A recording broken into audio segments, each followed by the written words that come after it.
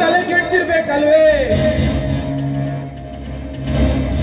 ಈ ವಿಷಯದಲ್ಲಿ ನಾನು ಯಾರ ಮಾತನ್ನು ಕೇಳೋದಿಲ್ಲ.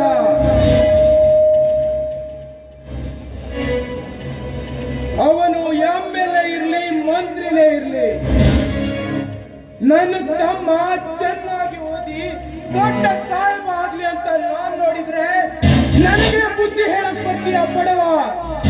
ನೀನಲ್ಲದೆ ಈ ಮಾತನ್ನ ಬೇರೆ ಯಾರಾದ್ರೂ ಹೇಳಿದ್ರೆ ಇಷ್ಟೊತ್ತಿಗೆ ಅವರ ತಲೆನೇ ತೆಗೆದು ಬಿಡ್ತಿದ್ದೆ.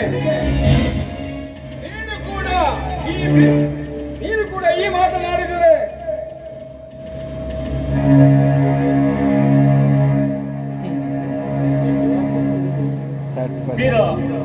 ನೀನು ಒಳಗಡೆ, ನಾನು ಎಲ್ಲವನ್ನ ವಿಚಾರ ಮಾಡ್ತೀನಿ. ಅಲ್ಲಣ್ಣ, ನೀನು ಕೂಡ ಇವನ್ ಮಾತನ್ನ ಕೇಳಿ ಆ ಗೌಡನಿಗೆ ತಲೆ ತಗ್ಸ್ಬೇಕು ಅಂತೀಯ? ಈ ಜಾಗದ ರೈತರು ಅವನ ಕಾಲು ಹಿಡ್ಕೋಬೇಕು ಅಂತೀಯ? ಒಳಗೆ ನಡೆ ಅಂತ ಅಷ್ಟೇ.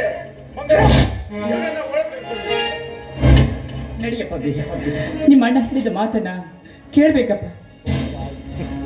ಅಣ್ಣ, ಇವನಾರನ್ನ ನಮಗೆ ಬುದ್ಧಿ ಹೇಳಲಿಕ್ಕೆ? ಇವನಾರು ನಮ್ಮ ಸ್ವಂತ ಒಡ ಹುಟ್ಟಿದವನು? ಇಲ್ಲ, ಇವನೊಬ್ಬ ಅನಾಥ. ಇನ್ನೊಮ್ಮೆ ಸಂಬೋಧಿಸಬೇಡ ಈ ಅನಾಥನೆಂಬ ಶಬ್ದವನ್ನ. ಇವರು ಯಾರೆಂಬುದು ನಿನಗೇನು ಗೊತ್ತು? ಆ MLA ವೀರಗೌಡ ಹೇಳಿದ್ದೇನೆ.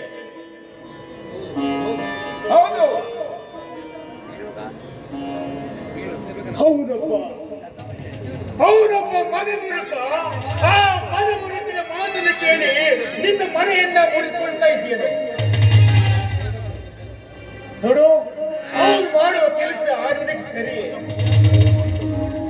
ನೋಡು ಶಶಿಧರ, ಈ ಧರ್ಮರಾಜನ ಧರ್ಮದ ನುಡಿಯನ್ನ ನೀ ಕೇಳದೆ ಹೋದ್ರೆ ಮುಂದೊಂದು ದಿನ ಆ ಗೌಡ ತುಂಬಿದ ವಿಷದ ಬೀಜ ಒಳಗೆ ಹೊಡೆದು ನಿನ್ನ ಸಂಸಾರವೇ ನಾಶವಾಗಿ ಹೋಗುತ್ತದೆ.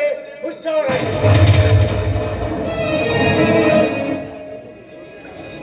ನೀನು ಕೂಡ ಬೀರನ ಮಾತನಾಡಿದರೆ ಅದನ್ನೇ ನಿರ್ಣಯಿಸಲು ನಾನು ಸದಾ ಸಿದ್ಧನಿದ್ದೇನೆ. ಆ ಗೌಡನ ಮಾತ್ರ ನಿನಗೆ ವೇದ ವಾಕ್ಯ.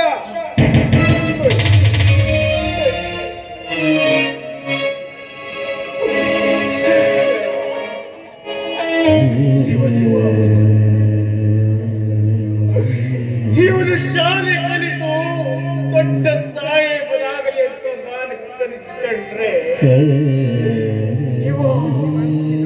ಆ ಸಾಹುಕಾರನ ಕಳಿತಕ್ಕೆ ಸಿಕ್ಕು